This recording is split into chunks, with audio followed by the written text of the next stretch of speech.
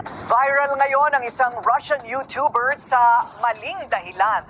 Nang haras kasi siya ng mga security guard at mall goer sa BGC. Kaya sa kulungan ng bagsak ng dayuhan. Ang detalye sa agenda report ni Francis Folve.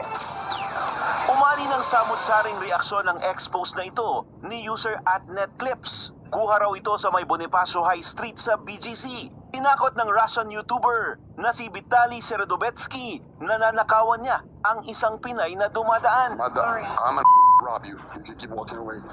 Binatikos din ito ang pagsuot ng Pinay ng face mask. Go get your vaccine. I'm trying to give you money, but alright. Try to be nicer. Sa sumunod na clip, pinagtripan naman ng turista ang security guard sa mall. Kinuha rin at itinakbo nito ang sombrero ng sikyo bago sinuot sa ulo niya. Ang isa pang sikyo, kinutya rin ng streamer. What are you gonna do? Tinakpan na lang ng gwardya ang muka.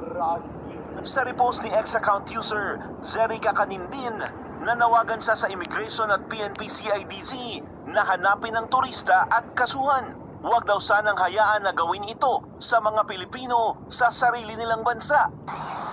Your boy can stay back there. Put your hand on the car, man.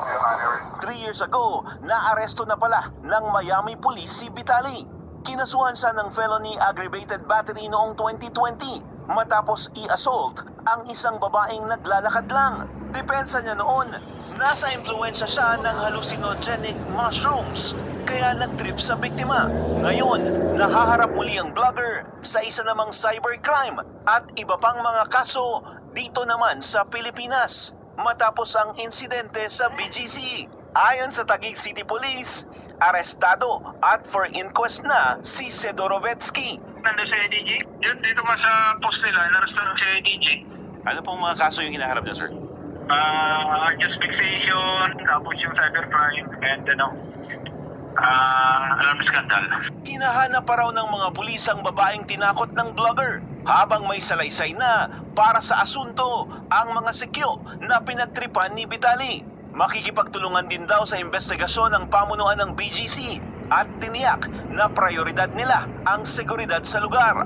Paalala ng mga otoridad sa mga content creator, tiyaking walang nalalabag na batas at karapatan ng iba sa mga social media post o streaming para walang maging problema. Para sa agenda,